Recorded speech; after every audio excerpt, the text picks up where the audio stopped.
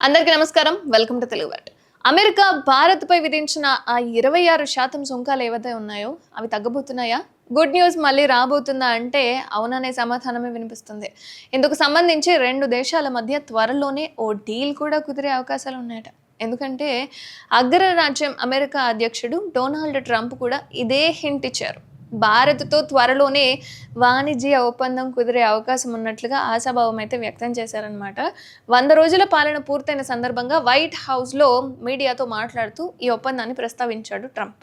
భారత్‌తో టారిఫ్ చర్చలు జరుగుతున్నాయని, ఇటీవల ప్రధాని మోదీ అమెరికాకు వచ్చిన సమయంలో సుంకాలపై ఒక ఒప్పందం చేసుకోవాలని నిర్ణయించుకున్నామని చెప్పుకొచ్చాడు. త్వరలోనే అది కార్యరూపం దాలుస్తుందని భావిస్తున్నా అంటూ ట్రంప్ అయితే పేర్కొన్నారనమాట. అయితే భారత్‌తో డీల్ పై అమెరికా ట్రెజరీ సెక్రటరీ స్కాట్ బెన్సెంట్ సైతం మాట్లాడారు. అయితే 2 దేశాల మధ్య ఈ టారిఫ్ చర్చలు ఏవైతే ఉన్నాయో పురోగతి కనిపిస్తుందని వెల్లడించారనమాట. దీని మీద త్వరలోనే ఢిల్లీ ఒక ప్రకటన చేసే అవకాశం ఉందని తెలిపారు. అండ్ ఇండియా లాంటి సానుకూలమైన దేశాలతో చర్చలు జరపడం నిజంగా సులభమే. అది మనకు కూడా తెలుసు. వాళ్ళకి అర్థమవుతుంది ఇప్పుడు. అయితే అమెరికా వాణిజ్య కార్యదర్శి హోవర్డ్ లుడ్నిక్ ఓ వార్తా సంస్థలతో మాట్లాడుతూ ఏమన్నాడు అంటే, తమ దగ్గర ఒక వాణిజ్య ఒప్పందం ఉందనే, కానీ దానికి ఆ దేశ ప్రధాని, పార్లమెంట్ ఆమోదం తెలపాలి అన్నారు. అయితే అది భారత్తోనే అయ్యుండొచ్చని తెలుస్తోంది. ఇక ఇటీవల ట్రంప్ ప్రపంచ దేశాలపై టారిఫ్ల మోత మోగిస్తున్న సంగతి మనందరికీ తెలుసు. అన్ని దేశాల మీద.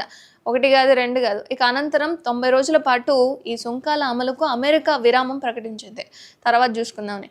ట్రంప్ విధించిన ఈ సుంకాలపై చాలా దేశాలు ప్రతీకార చర్యలకు కూడా దిగాయి. మీరు ఇయ్యకపోతే మేము కూడా ఇయ్యమన్నట్టు.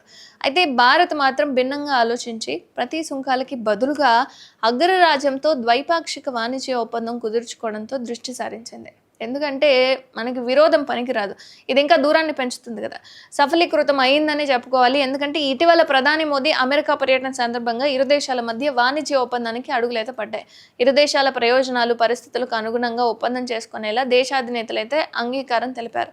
ఇక ఇదే సమయంలో సుంకాలపై కూడా చర్చలు తుది దశకు వచ్చినట్లుగా తెలుస్తోంది. కాబట్టి మనకు ఎలాంటి ప్రాబ్లం ఉండేలాగా, ఒకవేళ ఉన్నా కూడా దానికి రిటర్న్ అటు నుంచి కూడా వచ్చే విధంగా మోదీ గారు అయితే ప్లాన్ చేస్తున్నారు. మీరే అనుకుంటున్నారు? కామెంట్ చేయండి.